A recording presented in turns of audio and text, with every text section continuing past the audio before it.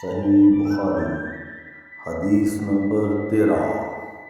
ایمان میں داخل ہے کہ مسلمان جو اپنے لیے پسند کرے وہی چیز اپنے بھائی کے لیے پسند کرے۔ ہم سے حدیث بیان کی مسدد نے، ان کو یحییٰ نے، انہوں نے شعبہ سے نقل کیا، انہوں نے قتادہ سے، انہوں نے انس خادم رسول اللہ صلی اللہ علیہ وآلہ وسلم سے، انہوں نے نبی کریم صلی اللہ علیہ وآلہ وسلم سے روایت کیا، اور شعبہ نے حسین معلم سے بھی روایت کیا،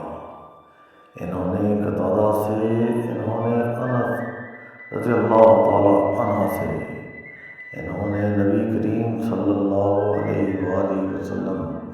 سے نقل کیا کہ نبی کریم صلی اللہ علیہ وآلہ وسلم نے فرمایا، تم میں سے کوئی شخص ایماندار نہ ہوگا جب تک اپنے بھائی کے لیے وہ نہ چاہے جو اپنے نفس کے لیے چاہتا ہے۔